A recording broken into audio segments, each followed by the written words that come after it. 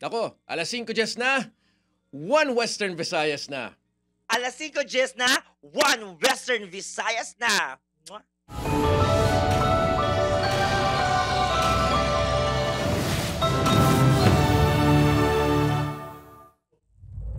Mga balitang aton tutukan subong nga Martes, mga insidente sang pagpang-hold up nagluntas sa syudad kag probinsya sang Iloilo. Fuel tankers ang isa ka transport cooperative gin-hold up sa Pavia, Iloilo. 300,000 nga kwarta na taban sa mga suspect. 5 ka CICL nga nagpalagyo sa balay dalayunan sa Iloilo City nang hold up sang babae sa city proper na rescue sang kapulisan. Campaign posters nga wala sa designated common poster areas kag nagalapas sa COMELEC guidelines ginpangkakas na. Presyo sang bombay nagsaka sang 50 kada kilo sa mga merkado sa Iloilo. Manubong nga supply, gintumod rason. Kag ika-39 nga anibersaryo sang pagpatay kay former Antique Governor Evilio Javier ginadumdum subong adlaw, February 11. Ini ang GMA Regional TV, 1 Western Visayas. Mayong hapon mga kapuso, ako si Jethro Charlatan. Fuel tankers ang isa ka transport cooperative gin-hold up sa Pavia, Iloilo. 300,000 pesos nga kwarta gintaban sa mga suspect. Si Zen Kilantang Sasa nakatuto. Diri sa Irrigation Road nga sakop sang Barangay Pandak, Pavia, ginapahayag gin-hold up ang fuel tanker sa isa ka transport cooperative kagabi. Ang lugar ang malayo sa mga pamalay kag madulom sa tion sa kagabihon. Halin sa Balabag, Pavia ang fuel tanker nga ginamaneho ni Ronnie Juarez kag padulong sa garahe sa Circumferential Road sa Barangay Pandak. May dala si Juarez nga 300,000 pesos nga cash nga igarimit kuntani sa tagdumalahan. Nahibaluan nga 150 metros na lang ang distansya sang fuel tanker sa ila garahe sang ginbalabagan sang auto nga ginasakyan sa mga suspect.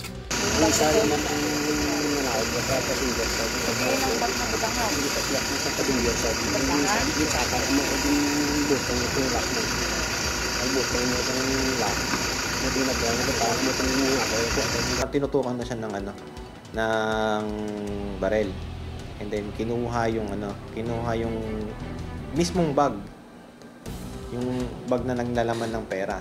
Nagagwa sa investigasyon nga ginsundan sang auto kag isa pa ka motorsiklo ang fuel tanker. Makaduluda naman suno sa kapulisan bangod nagdulog pa ang fuel tanker sa diin nag-overtake ang auto paliko sa Irrigation Road.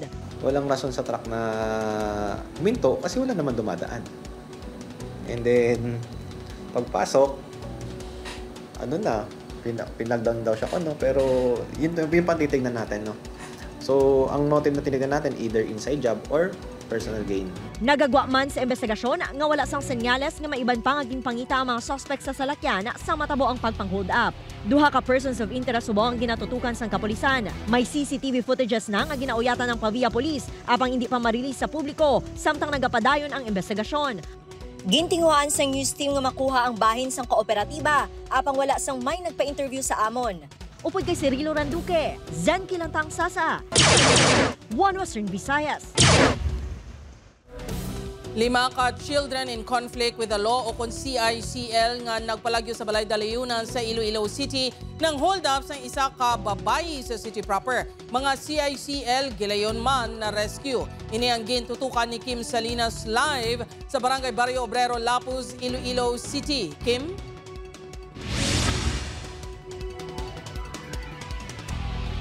Jert, ginapasangkad na sang tagdumalahan sang balay dalayunan ang seguridad sa lugar kasunod sang pagpalagyo sang 5 ka CICL nga nang hold up pa sa city proper. Makit-an sa sining nga CCTV video nga nagalakat-lakat ang isa ka babae upod ang mga ido sini malapit sa Quirino Bridge sa Barangay President Rojas, Iloilo City proper pasado alas 4 kahapon sang kaagahon. Makitan man ang pagsunod sa babae sang 2 ka lalaki nga naka-t-shirt sang puti kag naka-hoodie jacket. Mation-tion, ginpalapitan sa mga iniyang babae kag gulpe nga ginagaw ang bag sini. Nagbato pang babae kag natumba. Apang nakuha gid ang iya bag.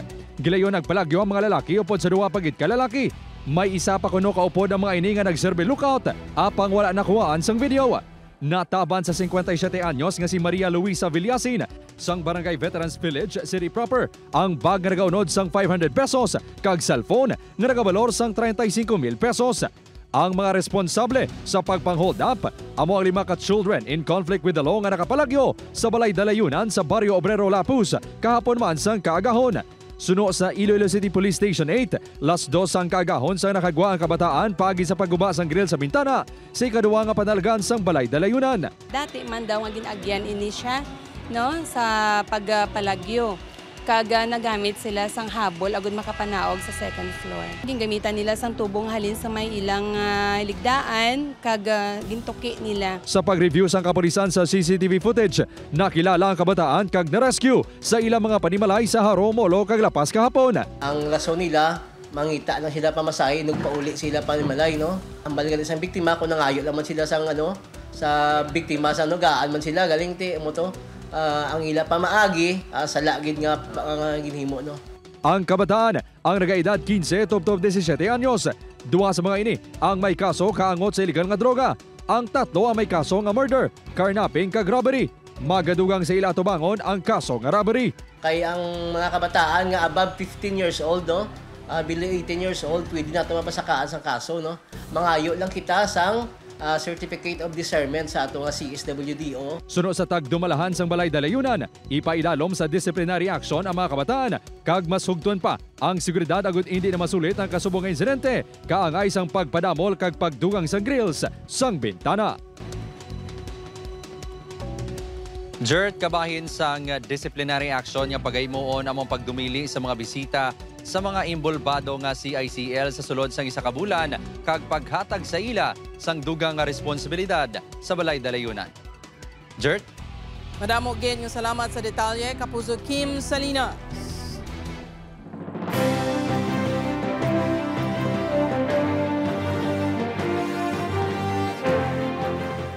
Para sa dugang nga mga balita sa Bacolod City kag pila ka lugar sa Western Visayas, mangin kaupod ta si Adrian Prietos. Adrian? Yes, Jert, mga kapuso, madamo again nga salamat. Mga kapuso, campaign posters nga wala sa designated common poster areas kag nagalapas pa sa COMELEC guidelines gin pangkakas. Sa gipaligay nga Oplan Baklas ng COMELEC. Yaring balita kamong gitutukan ni Kim Salinas. Naglabot sa 133 ka mga posters ang national candidates kag party list ang ginpangkakas sang Commission on Election Iloilo City sa pagpatigayon sang Oplan Baklas kadungan sa pagsugod sang campaign period subong adlaw Pebrero 11. Naglibot ang COMELEC Iloilo City sa mga public plaza sa syudad nga amo ang gindesignar nga mga common poster area. Sa Haro Plaza, talalopang doon, yapisaryara man sa common poster area ang masobra na pulo ka tarpaulin sang senatorial candidates. Ginpang baklas manini sa gihapon kag ginbinlan lang sang isa. Bangod inilang ang ginapahanugutan suno sa COMELEC. Naubos naman kakas ang tanan nga posters ang isa ka senatorial candidate. Bangod magluwas nga naglapaw ni sa natalan ang numero sang tarpaulin, wala man sang may nabutang nga donor sa poster o kung tinaga kaangay, this political ad is paid for by. Isa lang hindi siya magpasubra. Sa isa with maximum size of 2 feet by 3 feet. Once nakuha na sang COMELEC, considered na siya nga confiscated. Grounds for disqualification ini, no, ang penalty, no, kung mapamatud-an nato. May mga tarpaulin man sang party list nga ginpangkuha bangod nagalapaw sa nagakaigo nga takos kag nabutang ini sa poste. Ang nakuha nga mga tarpaulin ang iga-inventory sang COMELEC Iloilo City kag i-report sa law office sang komisyon. Ang mga madakpan nga nagapangtakod sang political posters sa hindi designated nga lugar, mahimo mga preso sang hindi magdubo isa ka tuig. Mahimo naman pasakaan sang reklamo ang mga opisyalis ng barangay kung saan may poster nga nakatapik sa barangay hall.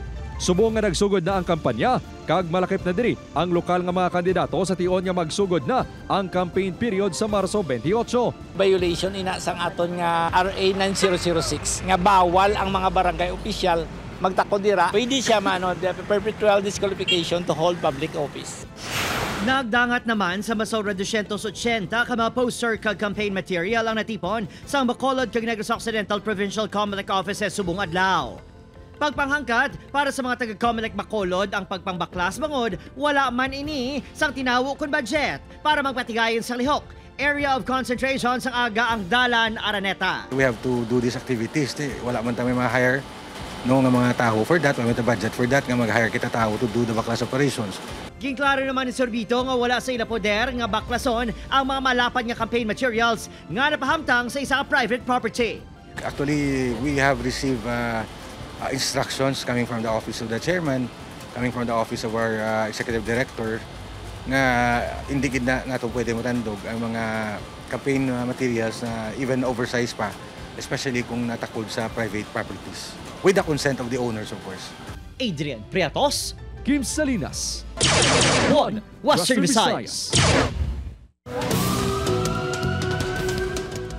Kapulisan, ginatutukan na ang investigasyon sa pagtiro patay sa manugbantay sang pantatan sa Dumangas, Iloilo. Si John Sala nakatuto. May mga igos ang inapayag 12-gauge shotgun ang nasapuan patay nga 32 anyos nga manugbantay sang pantatan sa barangay Pulao, Dumangas, Iloilo gid-kilala kay Joe Marie Torres. Antes sa tabong insidente, nag-inom-inom pa ang biktima sa balay isang tag-iya sang pantatan nga si alias Boy. Pagpauli isang biktima pasado alas 11 Domingo sang gabi, nakabati isang 3 kalupok sang pusil ang makaingod sini. Uy, Japon yung sa bataw, ginamo to, giling-giling ko. Siguro may dugo na di sa sabi ko mo to. Pinuka ko na. Sige, jom na siya. Uy, siya ba? Tinawag ko din ang presidente namon eh. Isang sityo nga de. Suno kay Nelter nga nag-i-star lapit sa lugar, nabatian pa sini ang biktima nga nagpamuyayaw matapos ang unang kalupok, kag gilayon man niya ginsundan sang 2 pagid kalupok. Napanilagan ko, wala man tao, wala man may gawalag nga tao, kaya ginano ko, ko nagmaoy siya mo. Ang gintawagan kong mga tiyo ko gani, nga tawagan pala pulis, nga ang bata ko diyan, ang sagid sa kapinalupok. Pangayaw lang sa lugar ang biktima apang madugay na nga naga-sideline sa bisan ano lang kuno nga ilihog sang iya mga kasilingan. So far sir, sa dito sa area, kag sa barangay man mismo, sa barangay Kabilawan, Barutak, Nuibo, negative sir. Bali ang pagkilala na siya, mabuot, kagipuson ng tao. Kag wala ni sa mga previous sa mga reported o record sa barangay. Padayon pang investigasyon sa kapulisan. Upod kay Hans Disherto, John Sala. One Western Visayas. Mapuso ika-39 naman yung anibersaryo sa pagpatay kay former Antique Governor Evelio Javier, ginadumdum sa buong adlaw. Nakatutok, Zen Kinatang Sasa. Sa tagsa kation nga ginabalikan ang kasaysayan sang 11 nga EDSA People Power Revolution, madumduman gid ang pagpatay sa mga armado nga lalaki sa anay gobernador sa Antique nga si Evelio Javier sadtong February 11, 1986 sa plaza sa San Jose de Buenavista sa Antique.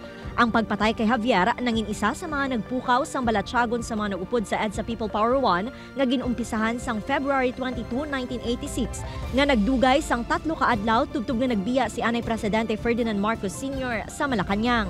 Bilang pagkilala sa iyang pagkabaganihan, ginadumdum ang anibersaryo sa iyang kamatayon kada tuig nga nakasaad sa Republic Act 7601 nga nagadeklarar sang Pebrero 11 bilang special non-working public holiday sa isla sang Panay.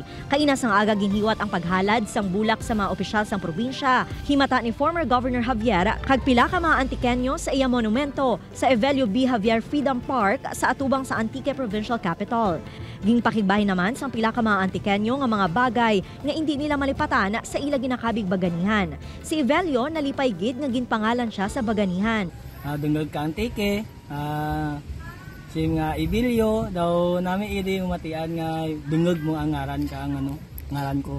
Ang 70 anyos nga si Lola Helen, hindi kuno malipatan ang maayo nga mga hinimuan sang anay gobernador. Nagabulig ka na sa mga tras na amon ng mga pigado mo. Ngayon, kapos balay da, okay lang. Ang bagong henerasyon, apisar wala maabtan ang panahon sang EDSA Revolution, ginakabigman nga baganihan ang anay gobernador sang Antique. Kay Evelio Javier subong, kagtapos ng siya ang isa kilala nga bayani balasang taga-Antique. Upoy kay Cirilo Randuque, Zen Kinatang Sasa, One Western Visayas. Bantayan, presyo sang Bombay nagsakas sang 50 kada kilo sa mga merkado sa Iloilo. Manubong ang supply gintumod rason. Ini ang GMA Regional TV, One Western Visayas. Mga kapuso, presyo sang Bombay sa mga merkado sa Iloilo nagsakas sang 50 pesos kada kilo. Manubong ang supply, gintumod rason. Si Zen Kilantang Sasa nakatuto. Sa sulod sang isa ka semana, halos 50 pesos na ang ginsaka sa presyo sang Bombay diri sa Pavia Public Market. Nagabili na sang 200 pesos ang kilo sang Bombay. Suno sa mga manugbaligya, posible magsaka pa ang presyo sini kung ini madugangan ang supply. Siguro, kung damo, siguro nga imported nga nagasulod, malamang siguro ang local mas less, mas manubo. Pero subong wala yung ano pa mo. Ang iloy nga simanang LC nabudlayan na sa pagkinot bangod sang kamahasang presyo sa Bombay. Ginakabalakan nila nga magtimbuok ang presyo nga naglabot sa 800 pesos ang kilo. Mga duha na katuig ang nakaligad. Hindi nagasaka na lang ang Bombay. Wala na mga ganubo ng gulpe lang magsaka. Diri sa karinderya nga ini, nagapanguna nga panakot sa mga putahe nila ang Bombay. Gani bisan ang mga manugluto, doble kinot naman. Ginatipid-tipid man ang mga panakot. Na ang sa tuod lang, ang akong Bombay nga sa kadamo sang luton is only 4 or 3 pieces lang. Oo, amo niyo. Nahibaluan nga ginaprobahan sa Department of Agriculture ang 3,000 metric tons ng onion importation bilang solusyon sa pagtaas sa presyo sa Bombay. Handom naman sa mga konsumidor nga kuntani maganubo na ang presyo sa Bombay. Upod kay Cirilo Randuque, Zen Kilantang Sasa, One Western Visayas. Mga puso sa Bacolod City naman, mga hinuptanan nga ido kag koreng, plano nga hatagan sang ID kag QR code para mas mapadasig ang pagpatuman sa mga programa sa Bacolod City LGU. Yan ang balita natin gintutuka. Kunang mga PWD, senior citizen, kag iban pa nga sektor sa Bacolod City ang may ID na nga may QR code, pati mga ido kag koreng sa syudad. Ang plano man sa LGU, nga tagan sang QR-coded identification cards. Tinutuyo sang pet ID nga ma-monitor ang vaccination kontra rabies, kag iban pa nga pamalatian sa mga hinuptanan. Subong, mas madamo pa ang mapaidalom sa libre kapon program. So ara na ta sa digital age, might as well apply it to all. Ang ID ang pwede man magamit bilang access sa mga mall, agud mapamatudan kung bakunado kag wala sa balatian ang pet nga ginapasulod paglagaw. It's an answer to a problem nga dugay-dugay na isabla ka system nga matrack tagid real time kung pila gid ang aton ito diri sa or pets diri sa Bacolod. So it would give the store or mall owners man sang assurance nga these are ang ginadala dito na safe because they have the dog tag. Isa sa mga features ng Pet ID system, abo ang push notification, ukon ang text message nga mabaton sang pet owner kung may ara programa nga pwede ma-avail sa ila lugar. Ang mag-asawa nga June Day kag Dorothy, linibo ang ginagasto para sa mga pet, butang ngang tikang ang ilagid na uyunan. Nami man guro kay amo na ma-update kita kung anong mga programa bala nga pwede sa ila. Siyempre, ang ari mga hindi na malanin sila basta nga alaga, kumbaga do part na sang family bala. I think it's a great help or a great use man para sa aton nga community, no. Ginahikot pa ang kinahanglanon, agud sugdan ang registration. Opo, Kiril Casillo, Adrian Priatos, One Western Visayas. Napilasan sa nawalang adughan ang 51 anyos nga jeepney driver nga si Johnny Vic Licanda sa Bulilaw, Mandurriao matapos inigin buno sa iya pasahero nga si Felix Villegas, 64 anyos, kag residente sang Sablayan Occidental, Mindoro. Natabo ang insidente sa Barangay Tabukan, Mandurriao kagabi. Sa investigasyon sang kapulisan, gulpiada lang nga nanaog ang suspect sa jeep nga sa aligasyon sa PUJ driver wala ini nakaplete. Nagdulog ang biktima kag ginlagas ang suspect. Diri kang nagbaisay ang duha tubtob nga ginbuno sang suspect sang kutsilyo ang biktima. Natala na pasakaan sang kaso nga frustrated homicide ang suspect nga yara na sa kustodiya sang kapulisan. Padayon naman ginabulong sa ospital ang biktima. According sa iya, sir, nga naistoryaman naton ang suspect, nakabayad siya. Pero according naman sa driver, wala siya kabayad. Amo na ang halinan sang ilang komosyon.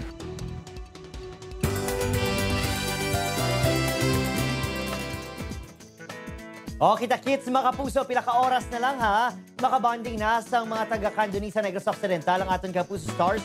Kadungan sa pagselebrar sa 12 dinagyaw sa Tablasa Festival.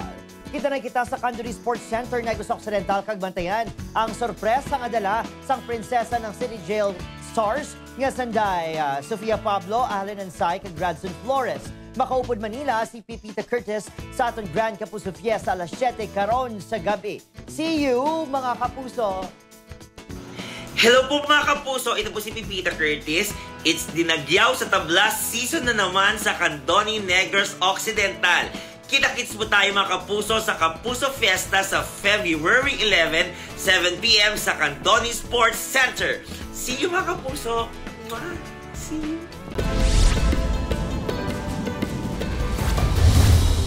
Wala na sang kabuhi ang 16 anyos nga caretaker sang isa ka punungan sa barangay Bakay, Dumangas, Iloilo. Sang nasapuan pasado alas 7 kay inasang aga. Suno sa Dumangas Police, ginkilalang biktima kay alias Noy. Gakaupod pa ang iya amay kagabi nga nagainom-inom sa ilapayag, malapit sa punong. Una nga nagpauli ang iya amay pasado alas 9 sang gabi kaginbilinan ang biktima nga si Kiaron na anay ang punungan. Matapos ang pila ka oras, wala sa gihapon makapauli ang biktima gani gid pangita ini sang iya amay. Kaupod ang mga barangay tanod. Kaina sang aga, nasapuan ang bangkay sini nga nagalutaw-lutaw sa punong. May pila sa ulo kag bakiras ang biktima. Sang nasapuan, hindi pa matubod sang Dumangas MPS kun bala may foul play sa natabo. Madasig agid lamon sang kalayo ang duha ka mga balay sa Purok Rojas, Barangay Tangob, Bacolod City. Pasado alas 11 kay inasang aga. Totally damage ang balay ni Edgardo Aspleco, 89 anyos, kag partially damage naman ang kaiping sini. Intabangan pang tagiya sang balay matapos malipong. Ginatudlo ang overloading sa kuryente ang gitunaan sang sunog. Suno sa Bacolod City BFP. Ini ang GMA Regional TV, One Western Visayas. Mga kapuso, CHR-6 mag-aimbestigar sa ginaaligar pagpangkastigo sa mga pulis sa 4 ka manugbulang sa Sibalom, Antique. Si Zen Kilantang Sasan nakatutok. Nakalabot na sa igtalupangod sang Commission on Human Rights ang ginaaligara pagpangkastigo sa mga pulis sa Sibalom, Antique sa 4 ka mga manugbulang nga nagpangayaw sa probinsya. Sunod sa CHR-6, magapatigayon ang ahensya sang investigasyon angot sa insidente. Medyo bugat ang aligasyon na inisyagin na subject sa torture and ang amon opisina meeting kaya we decided nga subject ini sa motu proprio investigation. Madumduman nga santo sa interview sa news team sa isa sa biktima nga si Allen Diaz sa Pototan, Iloilo. Masobra 3 ka oras nga ginkastigo sila sa mga pulis sa isa ka kwarto sa sulod sang police station matapos nga ginpasibangdan nga ng daya sa Bulangan. Ini naman ang ginpanginwala sang Sibalom Police. Sunod sa kapulisan, naaktuhan ang 4 nga nagpangdaya pinaagi sa pagbali sang tiil sang manok kag nagapusta sa pihak rason nga nagadaog ang mga ini. Samtang bukas naman ang Police Regional Office 6 sa reklamo sa mga biktima. Ilan na allegation nga ginkastigo sila sa mga pulis.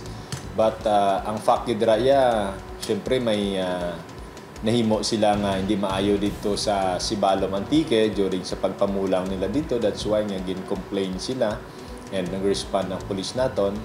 Then napasakaan sila sang kaso. So we do not know kung anong reason nila bakit ginabalikan nila sa buong pulis. But wala kita problema, no? It's because nga ara man ang aton nga National Police Commission. Buwas natala na nga mag-atubay ang mga tagreklamo kag 8 ka mga pulis ang Sibalom MPS sa talatapan sa Napolcom 6 agud masanagan sa insidente. Upoy kay Cirilo Randuque, Zen Kinantang Sasa, One Western Visayas. Sa Negros Occidental naman, mga manghubang apektado sa paglupok sa mga kanlaon nagapangayo sang bulig gikan sa Negros Occidental Provincial Government. Garing balita nga aton gintutukan.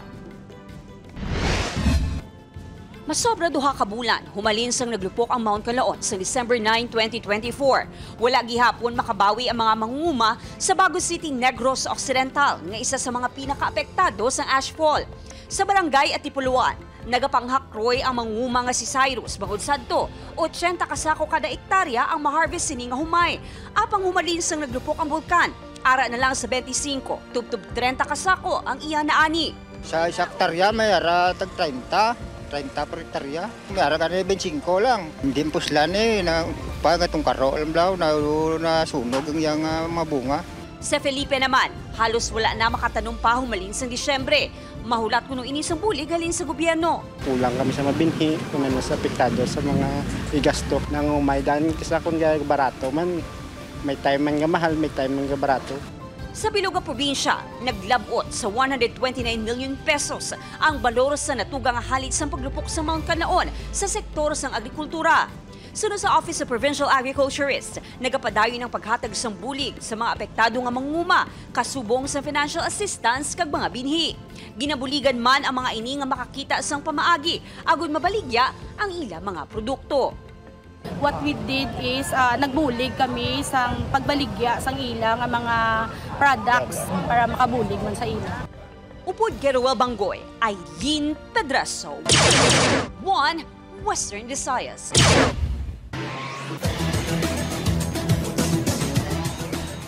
NCAA Season 100 Beach Volleyball Tournament nagtakop na. Samtang Iloilo School Sports Council's Meet 2025 nagtakop naman. Mga Ilonggo athletes handa na sa WIVRA Meet 2025. Si John Sala nakatutok.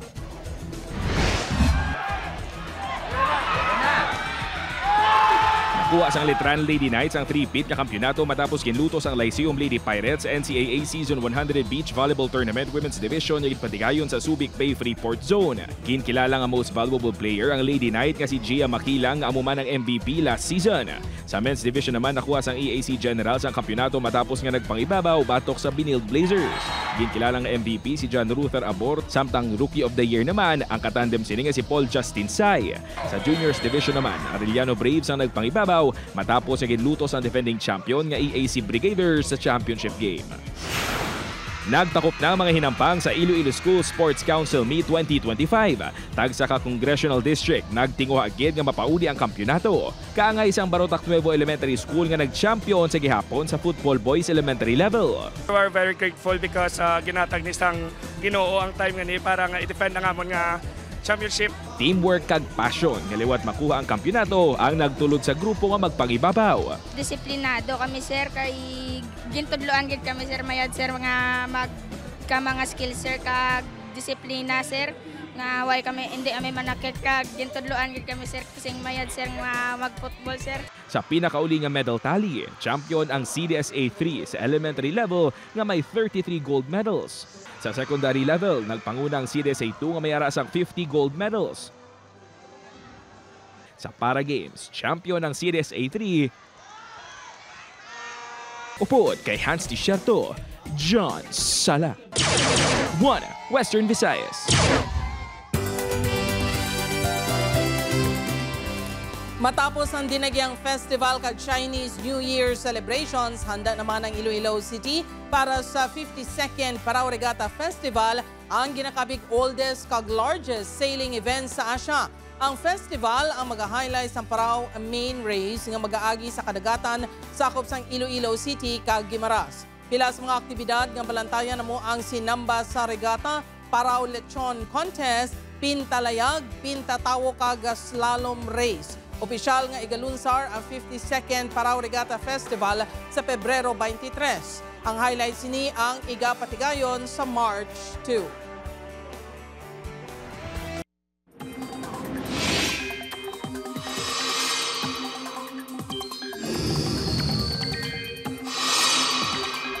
Mga kapuso, wala sang bagyo o kun malain nga tiyempo pero magapadayon ang maulanon nga panahon sa pila ka bahin sang pungsod.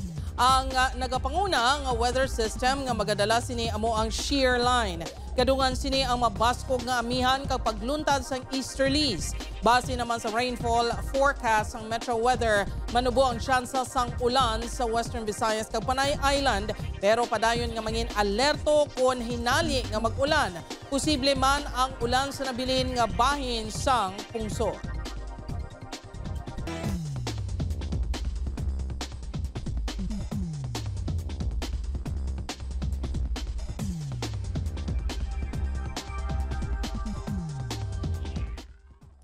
Mga kapuso, mahimo nyo malantaw ang ining episode sa GMA Regional TV official website www.gmaregionaltv.com. Pwede man mabisita kag i-click ang subscribe button sa GMA Regional TV official YouTube channel para sa mga updated nga balita. Sa aton mga kapuso diri sa Western Visayas kag subong man sa aton mga kapuso abroad, madamo gid nga salamat sa pagtutok. Mag-isa kita kag hibaluon ng mga balita tungod local news matters. Ako si Jethro Charlatan, ini ang 1 Western Visayas, bugos nga puwersa para sa mas dako nga misyon kag mas masangkat nga pagserbisyo sa pungsod.